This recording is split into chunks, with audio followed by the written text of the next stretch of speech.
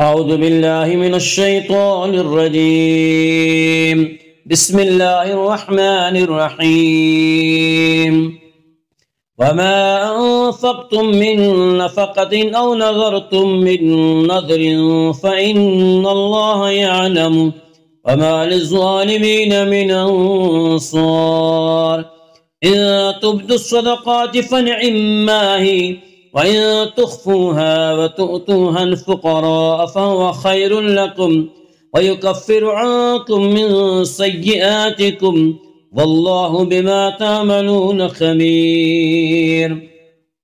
ليس عليك هداهم ولكن الله يهدي من يشاء فما تنفقوا من خير فلأنفسكم وما تنفقون إلا ابتغاء وجه الله وما تنفقوا من خير يوفى إليكم وأنتم لا تظلمون. للفقراء الذين احصروا في سبيل الله لا يستطيعون ضربا في الأرض يحسبهم الجاهل أغنياء من التعفف تعرفهم بسيماهم لا يسألون الناس إلحافا وما تنفقوا من خير فإن الله به عليم. الذين ينفقون أموالهم بالليل والنهار سرا وعلانية فلهم أجرهم عند ربهم ولا خوف عليهم ولا هم يحزنون.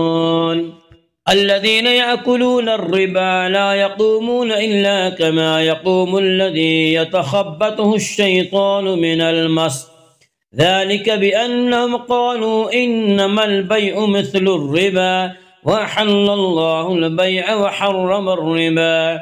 فمن جاءه موعظة من ربه فانتهى فله ما سلف وأمره إلى الله ومن عاد فأولئك أصحاب النار هم فيها خالدون. يمحق الله الربا ويربي الصدقات والله لا يحب كل كفار أثيم.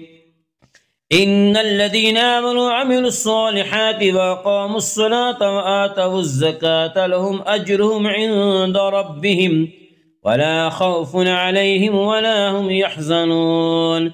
يا أيها الذين آمنوا اتقوا الله وذروا ما بقي من الربا إن كنتم مؤمنين فإن لم تفعلوا فأذنوا بحرب من الله ورسوله وإن تبتم فلكم رؤوس أموالكم لا تظلمون ولا تظلمون.